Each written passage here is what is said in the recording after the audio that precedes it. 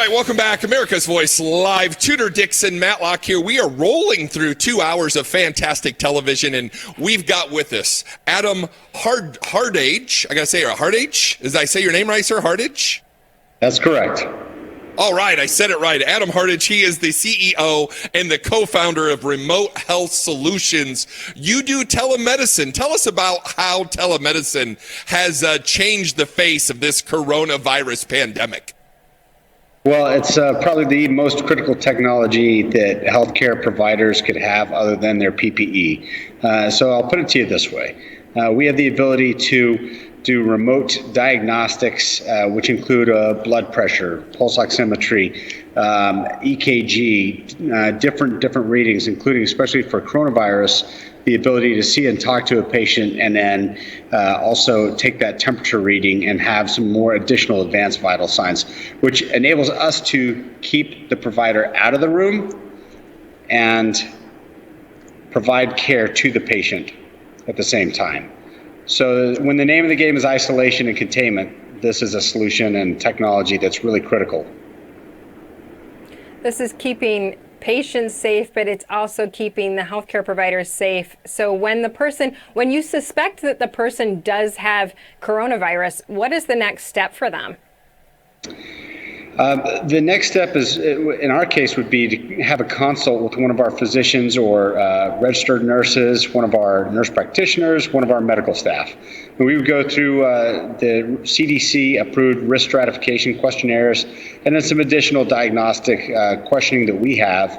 And the one thing that we cannot provide as the telemedicine piece is the actual swab physical test. Other than that, we can do everything that needs to be done. And that's not just our company, but that's telehealth as an industry in general.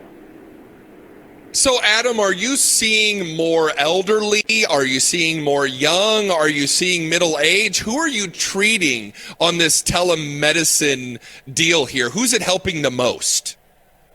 That's a great question. We have naturally been providing remote patient monitoring and chronic care management services to the elderly Medicare patient population for the last couple of years. And for us, the COVID fight was just a natural extension of everything we're already doing. That our business has two primary focuses. We provide support to the military deployed downrange in the field, and we provide remote monitoring services for the chronically ill Medicare patient population. So for us, we have seen more elderly, that's for sure. But the biggest thing that we could do is take the strain off of the hospital system. Once you know the person is in a situation where they could be COVID positive, if they have family members around, do they then bring the family members over for the telehealth as well, or is that a totally separate thing? In our case, what we would recommend is to not bring that family around. The name of the game is isolation and containment. So what we would send out is a remote patient monitoring and chronic care management device, which also has associated peripherals like blood pressure, pulse oximetry, temperature, things like that. We would engage with the patient, and that individual device would be assigned specifically to that patient. And we would engage with them multiple times a day to monitor their condition over time. And we would recommend, obviously, that family and friends stay away just because the transmissibility and the virility of this, nature of COVID-19 would indicate that isolation and containment are the best policies. So, Adam, what are you seeing out there? You've been doing this now for quite some time. What are you seeing personally, or your company seeing with the amount of cases? What we're looking at? Do we look like they're building? Are they coming down? Are they staying steady? Where are we at in this fight? Let's see. That's a complicated question and several pieces to it. I'll just go ahead and level with you and say that as far as what we are seeing from an industry standard is confusion on a mass basis, and I think that has to do with general sluggishness within the government response, whether that's at federal or state level, local level.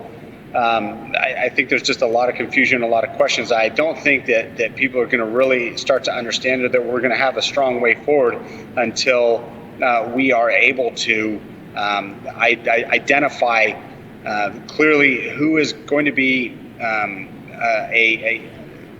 benefit from some kind of.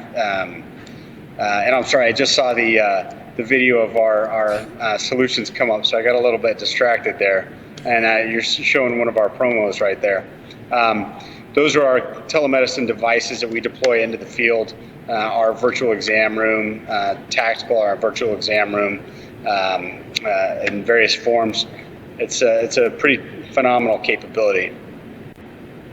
I am actually surprised right now, so I apologize because I was totally confused by what telemedicine was. I thought that it was really you talking to your doctor. I didn't realize the interaction part of it, and so I want to talk about that a little bit because I've been reading these stories, and I know that the news likes to pick up the tragic stories of the 30-year-old who died in their sleep, but I read it and I'm scared, and I know that our viewers are reading that and they're scared too. So, I just read this story about a husband and wife. They both went home with it. They were let go from the ER, and they didn't have those monitoring devices. So they didn't understand what the oxygen levels were, and he did die in his sleep. So if you can go through exactly what that equipment does to kind of put people's minds at ease that that's available, and this is really what telehealth is. You have that equipment in your home, and you don't necessarily have to worry about not understanding what your oxygen level is, because that's really what's happening. People are suffocating, right? Absolutely, yes. So that's a big differentiator between our company and some of the other companies that are out there. On the one hand, it's great that they've lowered the barriers for access to telehealth and telemedicine services, Medicare reimbursement, all that stuff. That's great for video only. But without being able to actually diagnose and monitor and provide those services, in our estimation, it's an incomplete picture. So we're a company that provides not only the video piece, but also the diagnostics and the remote capability to see and talk to and understand a patient over time. So if we start to see that oxygen level declining or that temperature level rising, we can move that patient from, let's say, a low risk to a medium risk stratification, and protocols change with that. And so, yeah, absolutely. Our equipment is available. That's what we do for a living every day. So RHS USA is our website. That's rhsusa.com. Invite especially providers, practitioners, hospital systems, if they're feeling overburdened and stressed by the system and everything that's been going on with COVID, we highly recommend that you reach out to us. We're FDA Class 2, 510K cleared devices. We are endorsed heavily by the military, and we've done a lot of really great work both in support of Medicare and the military patient populations. Oh, and that's fantastic. And I have one final question for you, Adam. Is this the future of medicine? Absolutely. Telemedicine is the future of medicine. That is without a doubt. At the same time, you do still need that patient-doctor interaction on occasion. But in so many instances, take, for example, COVID-19, isn't it nice if you think that you might be infected with COVID, that you could do a remote consultation and possibly determine that without having to expose others in, say, an ER or another facility to that disease. Adam, thank you so much for coming on today. I think that we've taught our viewers quite a bit about telemedicine. I learned a lot about it because I really didn't know. My parents deal with sort of this in Florida where they have this opportunity, but I didn't really understand what it was. So thank you so much for coming on and talking to us about it today. Absolutely. Thank you for having me. Have a wonderful day. Blessed. Well, I tell you, Tudor, I'm thinking there's two television screens like you and I. I mean, we telemedicine every day, right? You and I see each other. We do a program. We got cameras in front of us. I think it's funny. He got distracted by the B-roll that was playing. There's a lot of moving parts that most people don't understand that go on in this show. I mean, I'm in Fort Worth, Texas. You're up there in Michigan. We do this every day, but I really thought that this was a doctor on a computer screen that's talking talking to you like, well, how do you feel? Do you have a fever? Are you clammy? Do you got a sore throat? Oh no, there's equipment that's out there. There's monitors. There's all this stuff. I mean, this is high tech stuff. And you heard him say it, especially for the elderly, for the older people out there, the Medicare, the Medicaids, the people that may not be able to leave their house. This is revolutionary for where medicine is going to go in the future. Absolutely. I think about all the parents that wake up in the middle of the night and have a sick child.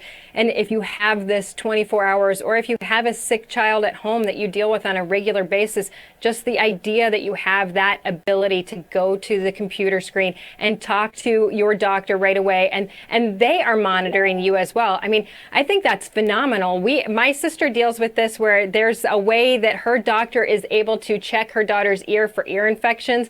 When you have a child that has multiple ear infections, you have to deal with it all the time. You get the tubes, you go through that, but just think of how this could change your life. Not having to take them out of school, not having to drive to the doctor's office, just the amount of convenience that this provides to parents, but also elderly. We have the same situation with my grandmother, and I have to ask, at some point, will they be able to do tests and get test results through the computer system as well? I think this is fascinating. I think this is the future. Right now, we are in the future, but we're also in this horrible pandemic where we're learning a heck of a lot, and we will be bringing you a lot more on coronavirus and that tax situation coming up with Julio Gonzalez. So stay tuned. We'll be right back on America's Voice Live.